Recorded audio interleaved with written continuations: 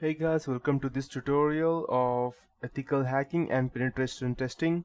So in this specific course that I would be teaching, I would be mainly concentrating on Kali Linux. Besides, if you have some prerequisites like basic fundamentals of Linux, or if you know what programming is, or if you have at least done some basic programming stuff like C, or even better, the least easiest programming language that I think would be Python. So even if you have the basics in that, this would be much more easier for you. So before I start with any of this process, I'd like to ask one question, that what is ethical hacking? If you are talking about as to getting into someone's or invading someone's privacy, that is not called as ethical hacking. It's just hacking, and hacking can never be ethical. So hacking means to go ahead and gain someone's personal information, and if you define the term as ethical hacking, then ethical means doing it for the right purpose.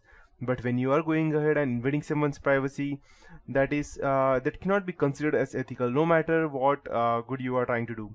So at that point of time, there was a time when there were a lot of people computer in 1990s, and the computers were just came into existence. The Google just came into existence.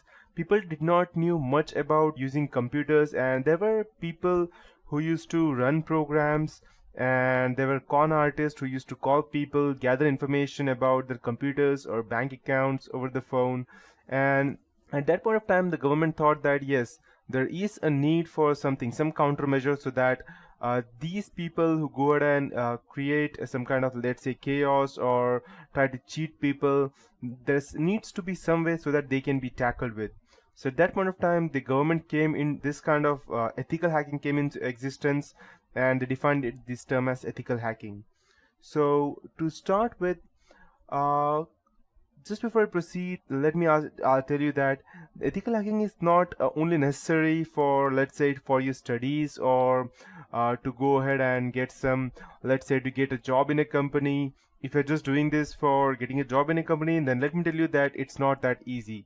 And even if by the time you see this course may become a bit outdated, because to be in process to gain information about ethical hacking, what I could do in this tutorial is that I can go ahead and give you the latest updates that I have, but this is as for today. And after 1 week, there may be new updates, there may be more 0-day vulnerabilities, and there may be more different kinds of trojans that I won't be able to secure you from now on. So, and just before I proceed, I would like to tell you that this is just for educational purpose only, and anything that would be used for doing malicious purpose, I won't take any responsibilities for that, or even my company.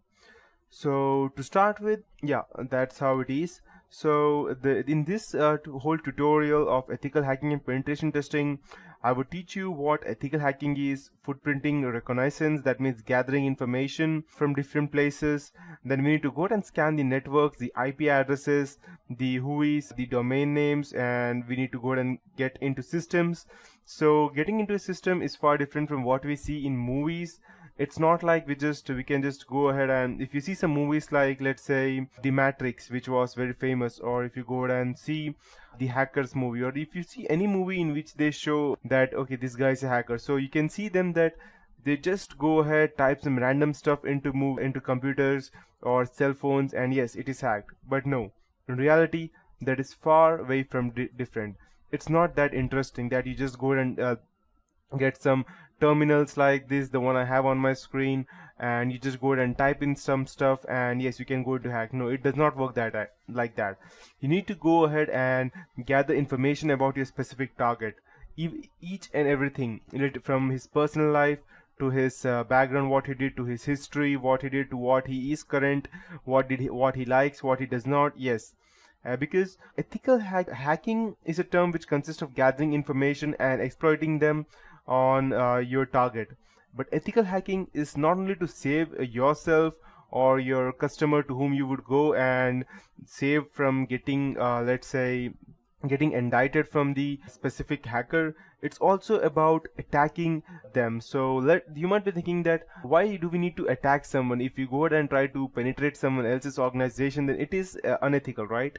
Yes, that is unethical. But if you get the permission, then it is not. So there are some or not some, I can say that most of the organizations allow penetration testing in their on their firms.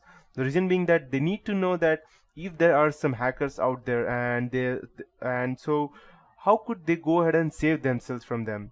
So they go ahead and authorize a penetration tester, someone like me or someone like you who would become after going through this whole project of mine. So once you go through this project, you will become some kind of an ethical hacker, but you need to keep yourself updated and you need to go ahead and practice continuously, and there is no actually stop for this ethical hacking.